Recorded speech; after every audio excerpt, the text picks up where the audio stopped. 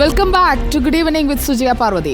ആലപ്പുഴ ഹരിപ്പാട്ട് നിയന്ത്രണം വിട്ട സ്കൂട്ടർ ഒരു ടെക്സ്റ്റൈൽസിനുള്ളിലേക്ക് ഇടിച്ചു കയറി. സ്കൂട്ടറിന് മുന്നിലിരുന്ന കുഞ്ഞ് ആക്സിലറേറ്ററിൽ കൈവച്ചതാണ് അപകട കാരണം. ഇടിച്ചതും ഇടി കിട്ടിയതും കുടുംബാംഗങ്ങൾക്കായതിനാൽ ആർക്കും പരാതിയൊന്നുമില്ല. കടയിലെ തൂണിലെ ചില്ല് പൊട്ടാത്തതും രക്ഷയായി. സ്കൂട്ടറിൽ കുഞ്ഞുങ്ങളുമായി യാത്ര ചെയ്യുന്നവർ സൂക്ഷിക്കണം എന്നാണ് കടയുടമകൾക്കും നമുക്കും പറയാനുള്ളത്.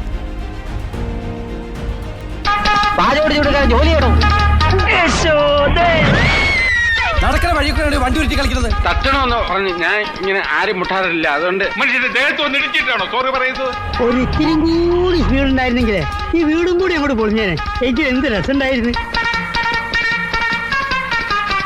സംഭവം ഇന്നലെ ഒരു ഫാമിലി ഷോപ്പിങ്ങിന് വേണ്ടി വന്നതാണ്. അവർ സ്കൂട്ടറിനകത്ത് 3 പേരുണ്ട്. മോൻ ഫ്രണ്ടിൽ ഇരുന്നത് എൻ്റെ. അതുമായിട്ട് അവിടുന്ന് ഭാര്യ ഇറങ്ങി ഇതിനകത്തോട്ട് കയറുമ്പോഴത്തേന് കുഞ്ഞ് അവിടെ നിന്ന് ആക്സിലേറ്റർ കൊടുത്തതാണ്. പെട്ടെന്ന് അത് നല്ല സ്പീഡിൽ ഇങ്ങനെ വന്ന് പാളിയതുകൊണ്ട് ഈ കെട്ടുകൾ ഇരിക്കുന്ന കാരണം ആ തൂണിലടിക്കാതെ രക്ഷപ്പെട്ടതാണ്. ഭയങ്കര ഭാഗ്യം കൊണ്ടാണ് രക്ഷപ്പെടുന്നത്.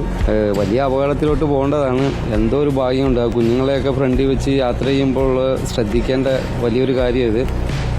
വലിയൊരു അപകടത്തിൽ നിന്ന് രക്ഷപ്പെട്ടെന്ന് പറഞ്ഞാൽ മതി.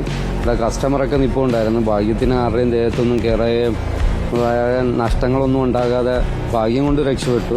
കുട്ടിയെ ഫ്രണ്ടിൽ ഇരുത്തി ഇങ്ങനെ ഓടിക്കുന്നവർക്ക് ഒരു സൂചന അത്. അവന്ന് ആ ഗ്ലാസ് വന്ന് ഇടിക്കുമായിരുന്നെങ്കിൽ എന്തായിരുന്നു അപകടം? വലിയ അപകടമായിരുന്നു. ആ തള്ളയ്ക്ക് എന്താ ചെറിയൊരു പരിക്കുണ്ട്. അതിനിവിടെ അടുത്തുള്ള ആശുപത്രി കൊണ്ടുവന്നിട്ടുണ്ട്. പക്ഷെ അത് വലിയ ഒരു അപകടത്തിൽ നിന്ന് ദൈവം എന്തോ കാത്തു രക്ഷിച്ചു. അത്രേ ഉള്ളൂ കാര്യം.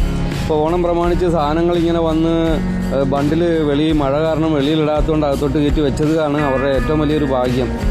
ഇല്ലെങ്കിൽ ഇത് വലിയ ഒരു അപകടത്തിലേക്ക് പോയേനെ.